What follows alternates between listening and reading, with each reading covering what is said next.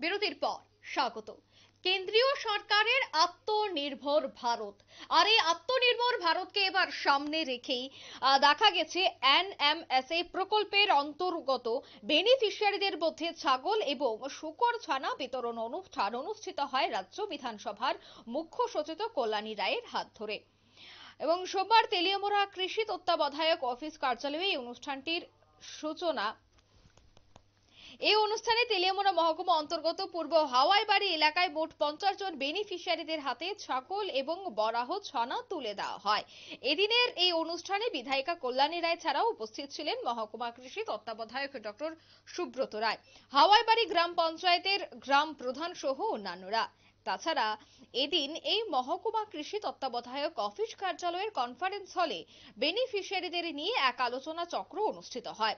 মূলত ছাগল এবং বরাহ ছানাগুলিকে কিভাবে লালন পালন করে অর্থনৈতিকভাবে আত্মনির্ভর হতে পারবে বেনিফিশিয়ারিরা, এ নিয়ে বিশদ আলোচনা রাখেন উপস্থিত অতিথিরা। তারা কি বলছেন আজকের এই বিতরণী অনুষ্ঠান থেকে শুনুন। আমরা জানি যে আমরা কৃষিকাজ করার জন্য সবচেয়ে গুরুত্বপূর্ণ যে বিষয় সেটা হচ্ছে জল। পর্যাপ্ত জল না থাকলে কৃষিকাজ করা সম্ভব হয় না। আর এই জন্য প্রধানমন্ত্রী কৃষি সিঞ্চাই যোজনা নামে আরেকটা যোজনা চালু করেছে।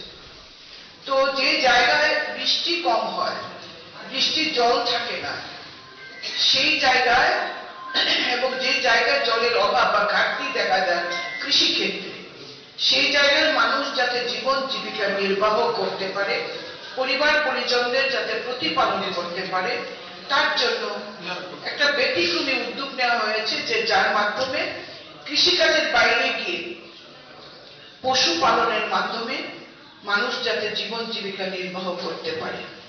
এই প্রকল্পে শূকর, গরু, ছাগল, গরু এই বিষয়গুলো দেওয়া হয় বেনিফিশিয়ারিদের। আজকে আমরা এখানে শূকর এবং ছাগল ছানা আমরা আপনাদের হাতে তুলে দেব। আপনারা জানেন যে শূকর এবং ছাগল অত্যন্ত লাভদায়ক প্রাণী। বর্তমানে শূকর ছানা যেটা 3000, 4000, 5000 টাকা দিয়ে যে শূকর ছানা কেনা হয়, সে যখন সে বড় হয় এই শূকর ছানা, তখন অত্যন্ত লাভদায়ক। এখন মুরগির মাংস থেকেও বেশি দাম আজকে শূকরের মাংসের, আপনারা সেটা ভালো করেই জানেন। তো শূকর একটা প্রতিপালন করলে 6 মাসের মধ্যে শূকর অনেক বড় হয়ে যায়। তখন যে শূকর ছানা 3-4 বা 5000 টাকা কেনা হয়েছে, এটা প্রায় 60,000, 70,000, 80,000 টাকায় বিক্রি করা যায়। আপনারা শুনলেন বিধায়িকা কল্যাণী রায়ের বক্তব্য। তিনি গোটা বিষয় নিয়ে আলোচনা করেছেন, অর্থাৎ আজকের এই অনুষ্ঠানকে কেন্দ্র করে বিভিন্ন বিষয় নিয়ে উপস্থিত অতিথিরা আলোচনা করেছেন। বিশেষ করে কল্যাণী রায় বক্তব্য রাখতে গিয়ে বলছেন যে শূকর এবং বরাহ বর্তমানে অত্যন্ত লাভদায়ক একটি প্রাণী, এবং বরাহ মাংস কিংবা পাঁঠার মাংস, পাশাপাশি ছাগল বিক্রি করে আয় উপার্জন বেনিফিশিয়ারিরা আত্মস্বাবলম্বী হতে পারবে। নিয়ে নিচ্ছে ছোট্ট একটি বিজ্ঞাপন বিরতির সঙ্গে থাকুন।